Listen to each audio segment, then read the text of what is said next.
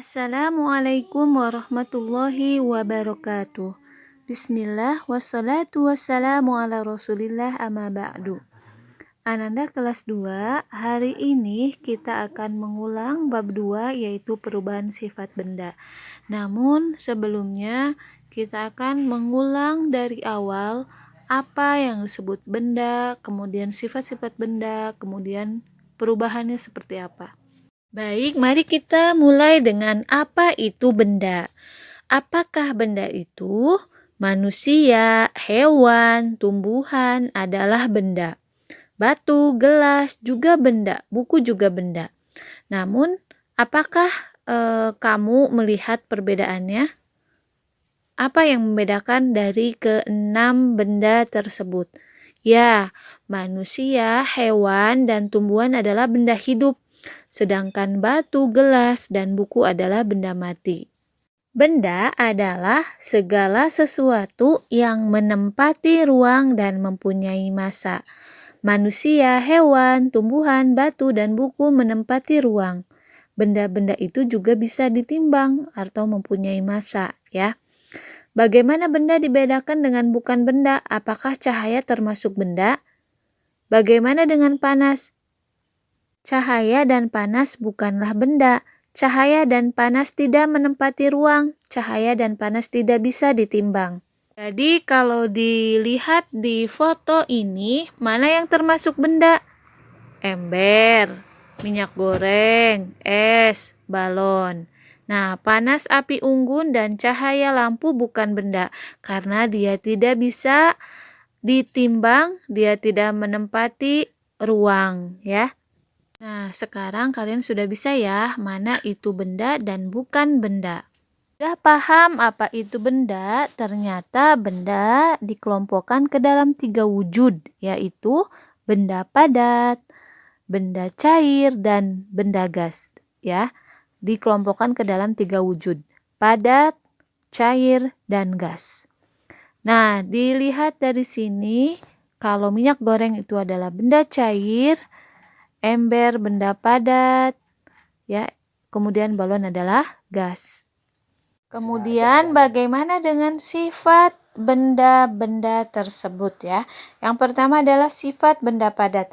Yang pertama memiliki massa tertentu dan volumenya tetap. Yang kedua, bentuknya tidak dipengaruhi oleh bentuk wadahnya.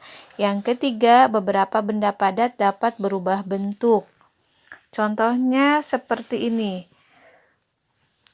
Sifat benda padat yang pertama itu massa dan volumenya tetap. Itu contohnya penggaris nih, dimasukin ke gelas. Ya, tetapnya bentuknya penggaris aja gitu, tidak berubah. Tidak mengikuti tempat dia tempatin gitu ya. Kemudian yang ketiga itu bisa berubah bentuk. Contohnya benda padat plastisin atau tanah liat. Sifat benda cair berikutnya. Yang pertama bentuknya berubah-berubah, volumenya tetap. Contohnya nih, air dimasukin ke gelas mengikuti bentuk gelas. Air dimasukin ke botol bentuknya mengikuti botol gitu ya. Kemudian yang ketiga, permukaannya tenang dan selalu datar. Contohnya nih, danau ya. Kemudian yang keempat, benda cair mengalir ke tempat yang lebih rendah. Tuh ini contohnya dari air terjun ya, contohnya. Sifat benda yang kelima, air meresap melalui celah-celah sempit. Tuh air meresap ke kain, seperti pada gambar nomor 5 ya. Kemudian sifat yang keenam adalah benda cair menekan ke segala arah. Contohnya pada gambar 6 ya. Botol dilubangi maka air akan keluar dari lubang tersebut ya. Selanjutnya adalah sifat benda gas. Yang pertama, bentuk dan volumenya berubah mengikuti tempatnya ya, seperti balon pada foto berikut ya. Kemudian yang kedua, menekan ke segala arah. Sama seperti sifat air ya. Kemudian yang ketiga, menempati ruang. Itu tadi sifat-sifat benda ya. Nah, sekarang perubahan wujud benda. Benda itu bisa berubah wujud ya. Coba kita lihat di foto berikut ini ya. Dari air kemudian berubah menjadi es, kemudian berubah mencair kembali menjadi air. Benda padat, cair maupun gas dapat mengalami perubahan wujud. Perubahan wujud terjadi apabila benda dipanaskan atau didinginkan dengan suhu tertentu. Apa saja perubahan wujud tersebut? Mari kita bahas satu persatu. Perubahan wujud yang pertama yang disebut dengan membeku ya. Kita menyimpan air dalam plastik di lemari pembeku. Apa yang terjadi setelah beberapa jam? Berubah menjadi es ya. Meskipun es itu dibuka ikatan plastiknya, es tidak akan tumpah karena wujud air sudah berubah dari cair menjadi padat. Perubahan wujud dari cair menjadi padat disebut membeku ya. Yang selanjutnya perubahan wujud yang disebut dengan mencair. Nah, jika kita meletakkan es batu di luar, tentu saja lama-kelamaan es itu akan berubah menjadi air ya.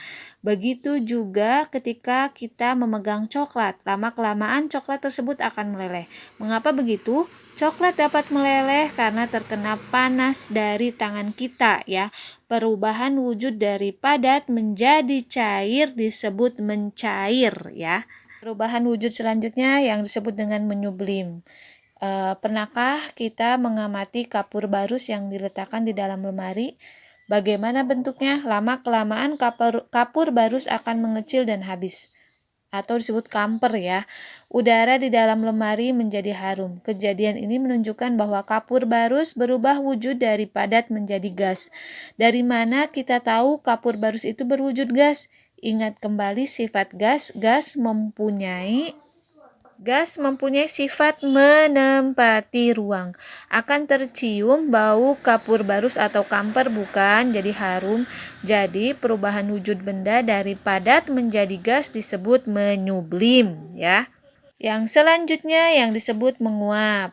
Nah, tentunya kita pernah melihat air yang dimasak bukan? Air yang dipanaskan lama-kelamaan akan mendidih dan kemudian akan menguap. Itu berarti air berubah dari wujud cair menjadi wujud gas atau uap air. Perubahan wujud dari cair menjadi gas itu disebut menguap. Perubahan wujud yang terakhir yang disebut mengembun. Pernah kan kalian menyeduh teh panas, kemudian teh tersebut kalian tutup. Nah, di tutupnya itu terlihat ada titik-titik air. Dari manakah titik-titik air tersebut berasal? Titik-titik air itu berasal dari minuman panas yang menguap. Uap minuman bergerak ke atas mengenai tutup gelas. Saat bersentuhan dengan tutup gelas yang semula dingin, maka uap minuman itu berubah menjadi titik-titik air. Perubahan wujud benda dari gas menjadi cair disebut mengembun. Maka ada 5 perubahan wujud benda. Yang pertama membeku, yaitu perubahan dari benda cair ke padat. Yang kedua mencair, perubahan dari padat ke benda cair. Yang ketiga menyublim, disebut menyublim. Perubahan benda padat ke gas ya. Menguap yaitu dari benda cair ke gas, mengembun yaitu dari gas ke benda cair. Nah, sudah disampaikan di awal bahwa perubahan wujud benda tersebut jika mengalami proses yang pertama dipanaskan atau didinginkan dengan suhu tertentu, yang kedua adalah diletakkan di tempat yang terbuka, yang ketiga itu dibakar. Bagian perubahan sifat benda ini sudah dibahas minggu yang lalu. Silahkan diputar ulang video materinya.